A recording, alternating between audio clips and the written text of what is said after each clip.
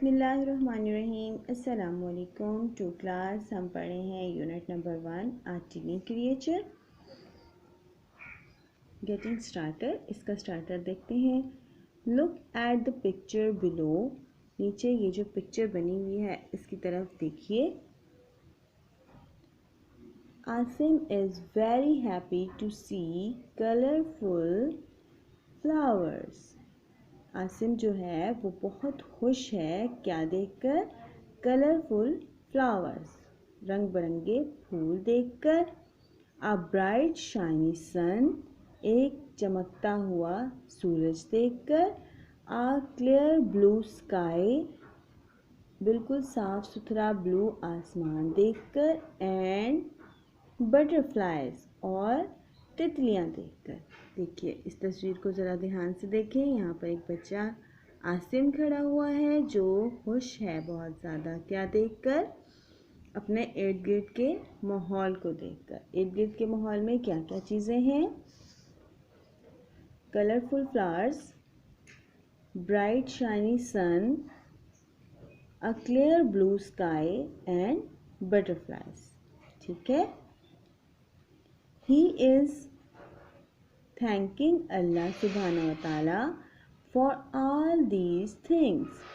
वो अल्लाह ताला का शुक्र अदा कर रहा है इन तमाम चीज़ों के लिए। अब इस तस्वीर को आप गौर से देखिए। उसके बाद हम इस तस्वीर के बारे में बात करते हैं।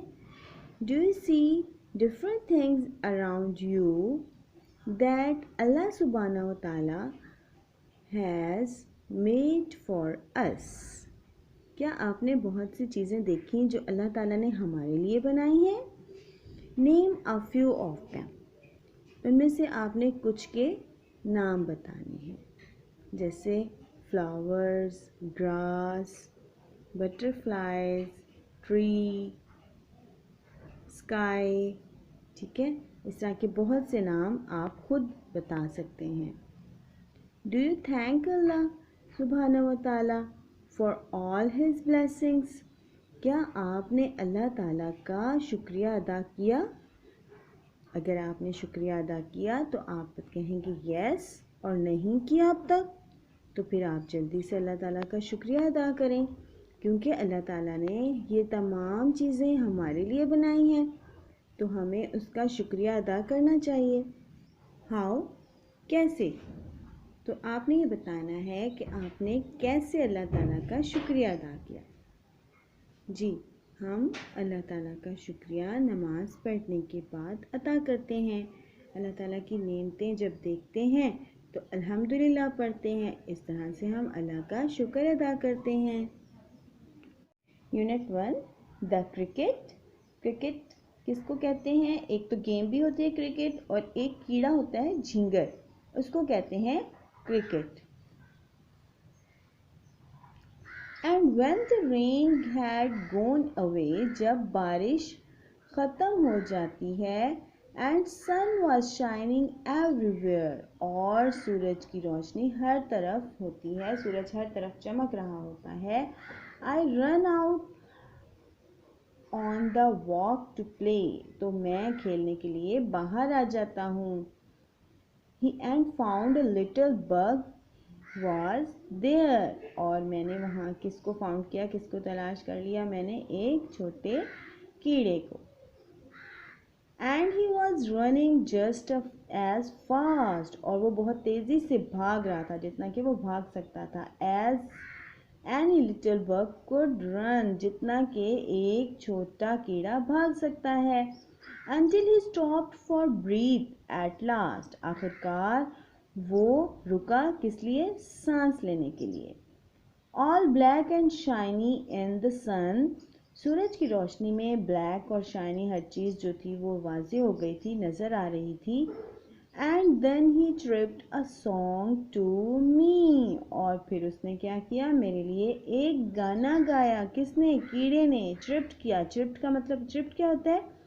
कीड़ा जो वॉइस निकालता है, जो आवाज़ निकालता है, उसको कहते हैं ट्रिप्ट। कीड़े की आवाज़ को क्या कहते हैं? ट्रिप्ट। और फिर उसने मेरे लिए एक गाना गाया, and gave his wings a little tug, और उसने अपने विंग्स को, अपने परों को फड़फड़ाया यानी थोड़ा थोड़ा हिलाया. And that's the way he showed that he was very glad to be a bug. तो उसने ये दिखाया, शो किया कि वो एक बग होने पर बहुत खुश है. ये पोएम किसने राइट की है? ये पोएम मार्जोरी बेरोस ने राइट की है. अब इस पोएम के बारे में एक क्वेश्चन है छोटा सा. वाइल रीडिंग, जब आपने पढ़ा इसको तो आपने देखा, आर बग्स हार्मफुल? क्या जो बग्स होते हैं वो हार्मफुल होते हैं, नुकसानदेह होते हैं? इस पोएम में क्या आपने ऐसा पढ़ा, बग्स जो हैं वो नुकसानदेह होते हैं? नो, बग्स नुकसानदेह नहीं होते. नेक्स्ट यहाँ पर देखते हैं, What did you understand by the title of the poem? Poem का जो टाइटल आपने पढ़ा, द क्रिकेट, इसके बारे में आपने क्या अंडरस्टैंड किया? क्या ये गेम है क्रिकेट? नो, ये एक छोटा बग है जिसके बारे में कि ये एक पोइम है. तो ये पोइम किसके बारे में है? एक छोटे बग के बारे में. तो ये टाइटल भी उसी हिसाब से दिया गया है. Did you like this poem? क्या आपको ये पोइम पसंद आई? अगर आई तो इसका आंसर है यस, और अगर नहीं आई तो इसका आंसर नो. आपको ये पोइम पसंद आई तो आप इसका आंसर बताएंगे यस. आगे आपकी मर्जी है. Explain it's central idea. इसका मेन जो आइडिया है वो क्या था?